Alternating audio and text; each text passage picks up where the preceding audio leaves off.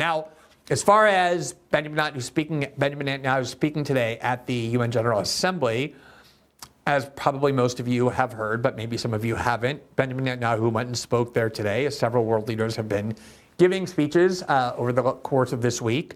He was the first scheduled speaker in the morning. So as a result, because he was the first speaker in the morning, some delegations hadn't yet arrived. Others just boycotted and said in advance we're boycotting and just didn't attend. And then a lot of countries, talking about dozens, waited for him to ascend to the podium, and then very deliberately, to make a point, dramatically, all got up together and walked out, a lot of them. And here's the video of that. The podium, getting ready to speak, and you just start seeing droves of diplomats and UN representatives and countries and delegations by the dozens getting up and leaving. You hear some boos and whistles, and they just keep streaming out one after the next.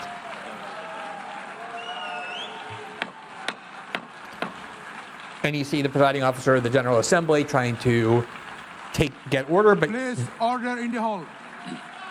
So many of them were walking out that it was kind of like a line formed that took a while for them to exit. And the whole time Netanyahu was up at the podium, speaking to an increasingly emptying chamber, because there aren't many people left after all of these countries had their delegations walk out to protest what they all consider to be, like most genocide experts in the West and human rights organizations considered to be Israel's genocide in Gaza. This is what they're protesting. And so you see here, if you can see it on the screen, the UN General Assembly is, order in the hall. I wouldn't say entirely empty, but largely empty and obviously uncomfortable. And Raul Netanyahu stood up at the podium and waited for that to end. And by the time he was done speaking, there weren't that many countries in the chamber. Now, that was a pretty significant protest. It wasn't just a few countries. And I saw some Israeli officials trying to provoke Americans into thinking that this was some hostile act by saying these were only Arab and African countries. And there were a lot of countries from Africa and a lot of countries, Arab countries, that did walk out on him, including countries that the United States is either allied with or has interest in or wants to improve relations with or is competing with China over.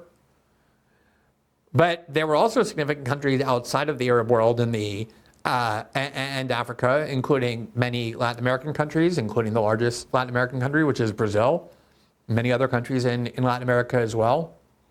So the idea that this is confined to some small part of the world, which is how it was propagandized by the Israelis and their loyalists and US media, is a transparent joke. The large part of the world, the large majority of the world is opposed to the Israeli destruction of Gaza and increasingly to Israel itself. And you can see that in General Assembly votes. It's overwhelming when it comes to Israel. You basically have the United States and Israel that vote no on these resolutions that pass overwhelmingly. And they have a couple of allies that vote with them, like Argentina, because Milei worships Israel. And then Hungary sometimes votes with them.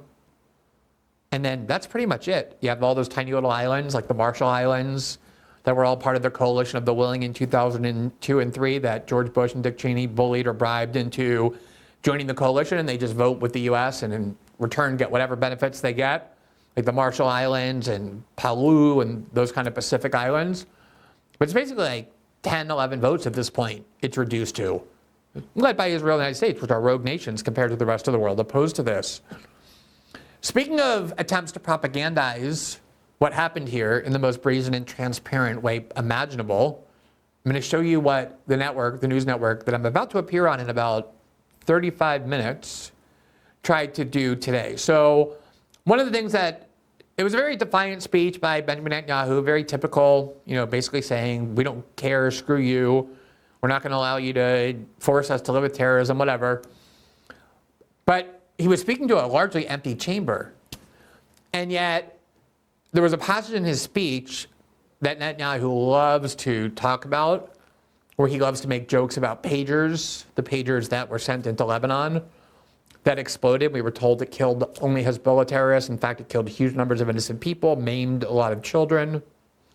But it's something that Israel supporters in the West got so excited about, just like melodramatized. Like, look at how conniving and cunning Israeli intelligence is. No one can do this like Israel. And it kind of had this like James Bond feel to it. And they got all excited, and watching the limbs of kids be blown off is something that Israel loyalists have demonstrated they don't care at all about. So Netanyahu had this very smug passage where he made reference to the pager, and Fox News described it this way, quote, "New," this is Fox News tweet, "New cheers erupt at the UN as Israeli Prime Minister Benjamin Netanyahu recalls the country's pager operation against Hezbollah. Quote, "Remember those beepers? The pagers? We paged Hezbollah, and believe me, they got the message." So if you aren't watching this and you are foolishly relying on Fox News to tell you the truth about Israel, which you should never do, you would have thought that there was this huge chamber of countries, the countries of the world gathered and assembled at the UN, and they all just kind of like erupted in uncontrolled applause, this very raucous celebration when Netanyahu mentioned these pagers, when in fact he was speaking to a largely empty chamber. And you can hear on the audio, which we're about to show you the video, and you can hear in the audio, you hear like scattered clapping. It sounds like about 8 people are clapping in total. And then the camera zooms in on the Israeli delegation that's trying to make as much noise as possible by all clapping, because they're basically the only ones that are doing that. I'm sure the Trump officials there were also screaming and cheering for Netanyahu, because that's what Trump officials do while in the presence of the Israeli leader. It's what Biden officials did as well. But other than that, there's basically nobody cheering it. I want to show you the reality of what happened and then contrast it with how Fox described it. You remember those beepers, the pagers? We paged Hezbollah. And believe me, they got the message. And thousands of terrorists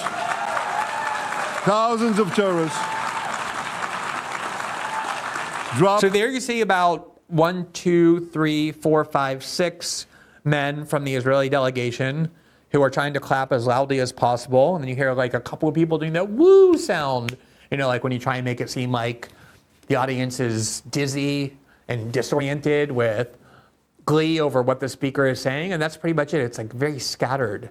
And Fox News says, cheers erupt at the UN. I mean, I guess technically cheers did erupt. They erupted from like the 6 guys who are part of the Israeli delegation and probably the 6 people who are part of the American delegation. And that was pretty much it. Here's just the end of that, just to show you the last part of it. Drop to the ground. So there you have it. I mean, I think you can see what the vast majority of the world actually thinks about Israel and how it contrasts with the description by Fox News. Now, just one last point, which is, it's always so interesting, and this is something that I've been bothered by and have noticed for a long time, is that people talk about the UN as though it's just like some separate entity, as though it's kind of just like this left-wing NGO, and therefore we don't care what it thinks, because it's just some weird, irrelevant organization run by, funded by George Soros and dominated by a bunch of leftists.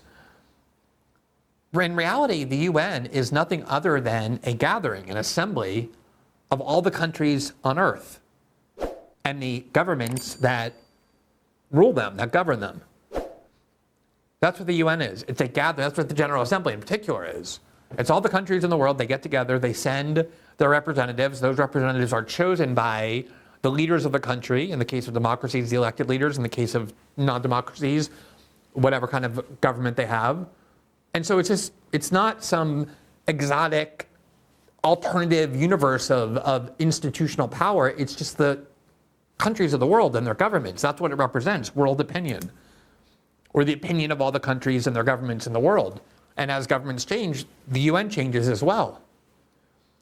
And I've never understood why people talk about the UN like, oh, the UN is just this warped, crazy institution. It's really nothing other than all the governments and countries in the world. And you can take the view for sure, oh, we're going to defend Israel. We don't care how much it cost us in terms of our standing in the world, our soft power, how we're perceived, our popularity, our ability to do business, the ability of China to make headway into these countries that are increasingly becoming anti-American, you can for sure take that view and just say, we don't care. Israel is the most important thing. We're going to stand by Israel, even if every country in the world becomes hostile toward it or toward us as a result. But at least admit that's what you're advocating. It's not like the UN is anything other than that. That's what it is. It's all the governments and countries in the world coming together to try and reach consensus, to try and express viewpoints, to try and agree on frameworks. And it's always bizarre to listen to how people talk about the UN, especially when they want to oppose whatever it's doing, and they talk about it like it's something else, like it's this thing that just permanently floats.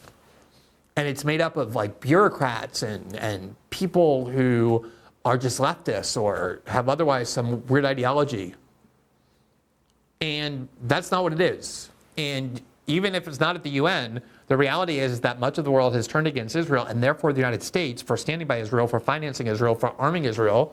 And it costs us a huge amount, not just in terms of billions of dollars we send, not just to Israel, but to Egypt and Jordan to keep them in line, to keep that region in check for Israel, or the military deployments we make to protect Israel, or the diplomatic protection we give, or putting our own service members in harm's way. But it also costs us a great deal in terms of our standing in the world. And the UN is just a symbol or a manifestation expressing that reality.